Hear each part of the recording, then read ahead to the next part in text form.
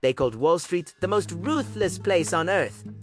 A world of predators, excess, power, and money where only the strongest survive. But no one expected that. In the shadows of Manhattan's luxury clubs, the hunters would become the hunt. This is the true story of how a small group of women figured out something no hedge fund ever did. How to exploit not the system, but the men who ran it.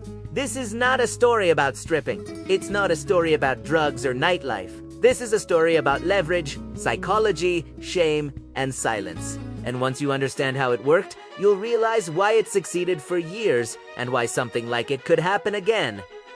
It started quietly, no grand plan, no mastermind, just survival. One of them grew up far from Manhattan, the daughter of immigrants chasing the American dream and failing at it. By 17, school was gone, stability was gone, and responsibility arrived early. Bills don't care about your story. Hunger doesn't wait for opportunity. So she crossed the street, lied about her age, and stepped into a world where money moved faster than honesty. At first, it felt unreal. One night of dancing paid more than weeks of normal work. Men in suits. Watches worth cars. Credit cards handed over without questions. It looked like power, but it wasn't hers. Not yet. The clubs of Manhattan weren't fantasy lands. They were ecosystems, and every ecosystem has a hierarchy. At the top weren't the dancers. It was the clients. Executives, traders, bankers, men who made or lost millions before lunch and came at night, looking for something money couldn't buy, control without consequences. Then she met her older, smarter, calm/magnetic.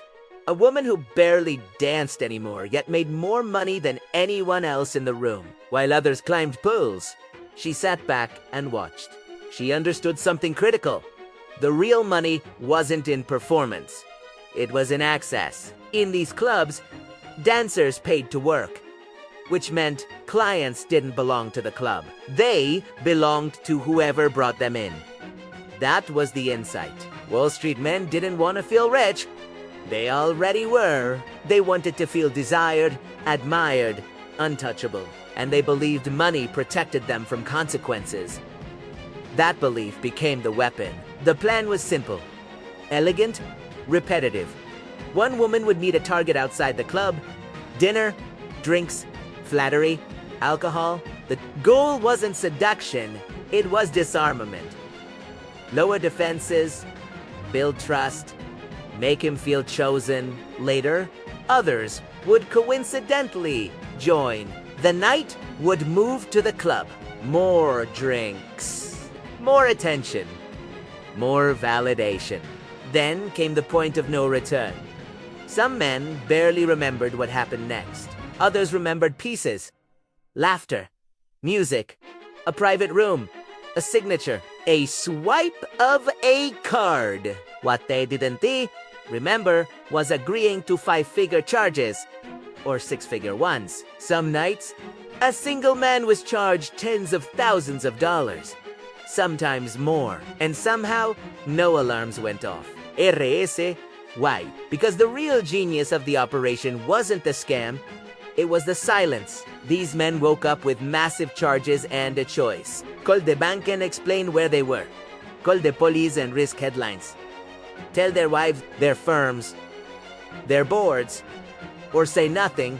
Most chose silence. Some disputed the charges, then withdrew the complaint. Quietly. No follow-up, no statements, no court dates. Shame is more powerful than fear, and the women knew it. They didn't rob victims at gunpoint. They didn't hack accounts. They let the victims destroy themselves by protecting their own reputations. For years, law enforcement heard complaints, but saw no pattern. Drunk men, no evidence, no cooperation, no urgency. Until one man broke the rule. He looked at his statement and didn't stay silent. He went to the police. And for the first time, someone listened.